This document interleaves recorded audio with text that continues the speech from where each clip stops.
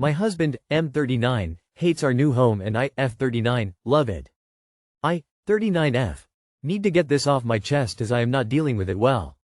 Earlier this year we bought a house after 8 years of searching and 3 of those intense searching.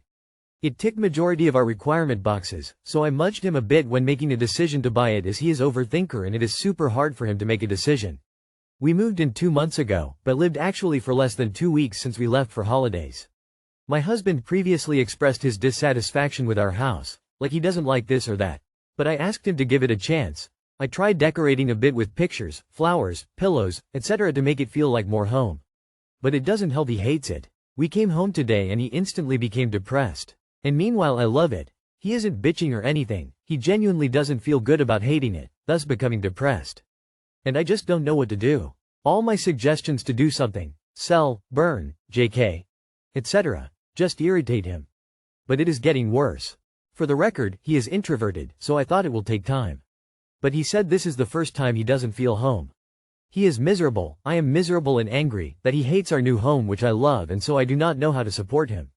Is it even possible that he will change his mind? So far he just finds more things wrong. How to support him? How to not go crazy? What about the house did he not like that you nudged him about? So you're telling me it took y'all 8 years to find a house? Being introverted doesn't have anything to do with this. By the way, my gut's telling me your husband is picky as hell and he was never gonna like anything anyway. Introversion has nothing to do with liking or disliking a house. He never wanted to buy any home. 8 years of searching with 3 being intense is not normal in any city in any economy. It took you that long because he doesn't actually want to be a homeowner with you. Nothing was ever perfect enough for him, nothing ever will be, and now he's being an asshole. Frankly, I'd reconsider the relationship with someone like this. Wishy-washy, unwilling to compromise, unwilling to give new things a try, unwilling to speak his mind ahead of time, lying, ungrateful, bad energy. Ew. Tell him to start looking for a new home that he likes better. When he finds the one he thinks is perfect, then you will take a look. Then, have him do the money math to see how much this change is going to cost him. In the meantime, you will be enjoying your current home. If it took you 8 years to find your current home, it will take him even longer. By then, it will be time to buy a new home anyway.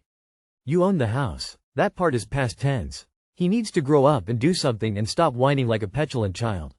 What is he going to do about any of this? It is 100% on him. You are not his mommy to solve his problems. And if he is as insufferable as he seems, you might need couples therapy to save the marriage, and he certainly needs it. Sadly, it seems you should never have bought a home with him. I would seriously look at selling it regardless. The guy, 23M, that I, F20, am talking to got arrested on a video call with me last night. Update. All these comments are making me realize that the bar that I set for men in my life is literally in hell. Thank you guys for the reality check.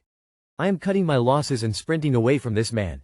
I met this guy online and we instantly clicked. We've only been talking for a couple of days but we really connected, shared trauma, reassured each other, it felt pretty real.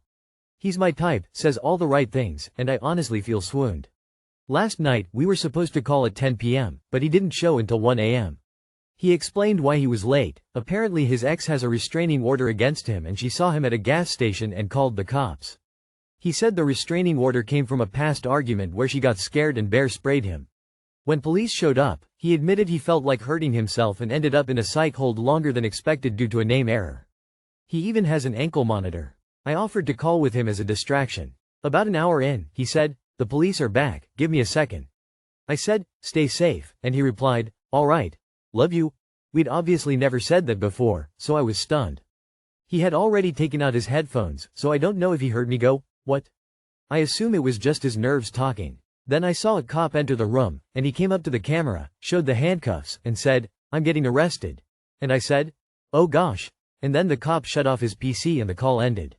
I found his mugshot and record. He's being held for violating a domestic abuse no contact order, and it's listed as probable cause. I haven't heard from him since. My friends are telling me to run and that this is love bombing or manipulation, but I don't know. He was open with me about it all, and I genuinely feel worried more than anything. I know it sounds crazy. I just want to know if I'm being naive, or if it's okay to still care. No. Seriously? Your dream guy has a restraining order and ankle monitor, obviously from previous legal issues, and was just arrested again?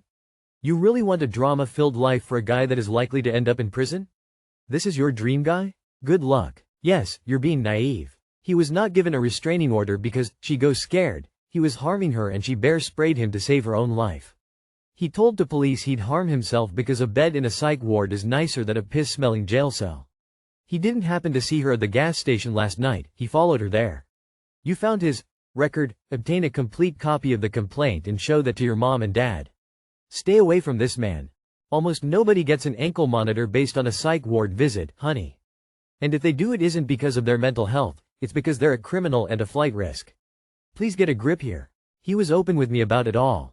He actually wasn't. You don't get an ankle monitor unless you're on parole while waiting for trial or on probation after being sentenced. You sure as hell don't get one just for having a restraining order against you or being placed on a piche hold. This guy is bad news. It's okay to care about him from a distance. That doesn't mean being in contact with him. Thanks for the laugh because OMG. You heard restraining order and psych hold and thought, tell me more. A literal abuser that's currently in jail for hurting his previous partner love bombed you. Take better care of yourself. I, 21M, cannot afford to cover my GF's 22F bill all the time. Does this make me a bad BF?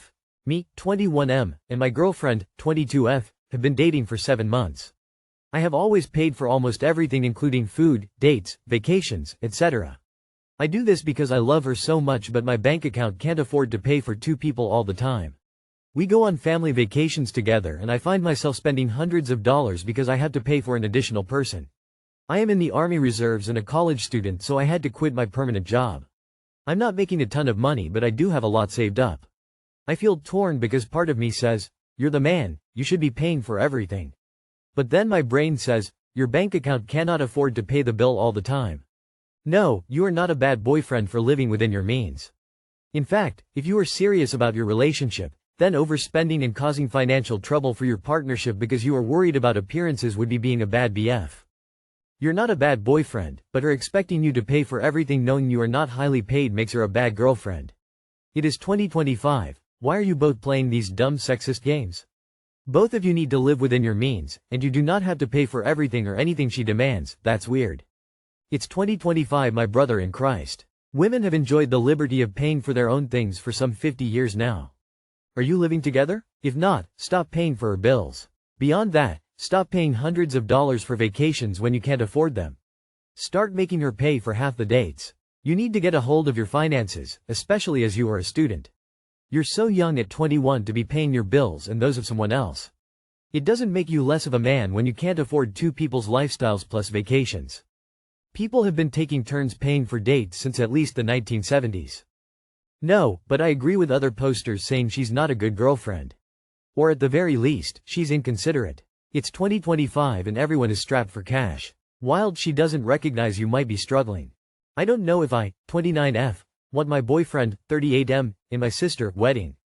My sister lives in Australia, her wedding is next month and we have been planning this over a year.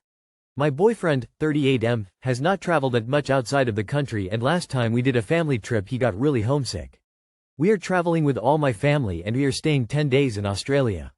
Ever since I announced the wedding he has only made negative comments towards it, such as, what a hassle, and he sees it as chore more than an adventure. No matter what I have tried to do talk to him, his mind is so set. Our relationship is not going great and at this point I am doubting to even go through it and have him go with me. This week he started again that he hates that we are going, that he has never been interested in visiting Australia and that he will be miserable basically. I am not trying to dismiss his feelings but also I need him to be my support this trip. My family has a lot of issue and I wanted him to be that support for me, but at this point if he will add more stress to the trip, do I even want him there? And when I said I needed his support he took it as me being dismissive of his feelings. Any advice, help is appreciated. Update, thank you everyone. Comments. Let me answer a few questions. He have been together 8 years. Yes, we travel individually as well, me more than him, but he has done it too. Actually I'm going on a trip this month without him. Last time we traveled it was for 7 days and it wasn't that far of a place as Australia. My family is a lot but I love them. I'm working on setting boundaries in that side, but also there are some health issues involved that we need to take care of while on the trip, which can be hard. Lastly, financially we both do pretty good and I had paid for his ticket only so he doesn't even have to pay anything at this point. That being said, yesterday I gave him the out. I was not going to do it so soon but my sister started booking stays with him included, so time is not in my side at this point, so it had to be done. You guys were right, it was unfair to both of us, of me to keep pressure him to go when he has been acting this negative, and I knew to some extent I was forcing him to go with me for support, and it would be unfair to me not get the support I need from this trip, and if he will add more stress it's better for him not to go. So I gave him the out and he took him. I have told my sister he is not going, and to be honest I feel better.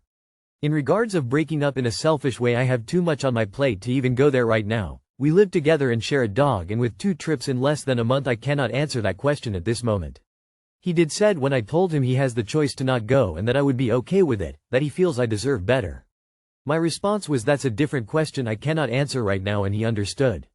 Lastly, he tried to tell me he changed his mind and he will go, but I told him no. At this point we can't be back and forth, and he admitted he did not want to go, and I can't do back and forth, it's not fair to me either. Again, thank you for everyone's comments. It sounds like you don't want him to go. So telling him he uninvited. It's really that simple. Just say, hey, I know you're stressed over the trip and I think it's best you stay at home as you don't truly want to come. It's not fair on you. You shouldn't have to force yourself to be somewhere you don't want to be. I don't want you homesick or stressed, and quite frankly, I'll be busy helping with the wedding, so I honestly don't mind. You should protect your mental health and it'll give me a chance to catch up with family. Lol, and while you're in Australia, have a good think if you want to spend your life with someone who ruins good times. Ew, you'll enjoy it more alone. He sounds like a miserable person. With nearly 10 years on you, you'd think he'd be a bit more mature. It's clear your trip is meant to be a joyful event, yet his attitude makes it sound like a burden rather than an experience. Which raises the question of whether he's truly the support you need during such a significant moment. It's your sister's wedding, and you are giving him a wonderful chance to see a beautiful country, yet all he can do is whine like a little kid? This 38-year-old man is no support system, and he doesn't seem very mature either. Good grief, he travels outside the country for 10 days and gets homesick. A guy in his 30s? Leave him at home, but better yet, find someone new. I think I'd go on my own personally. And be looking for a new BF.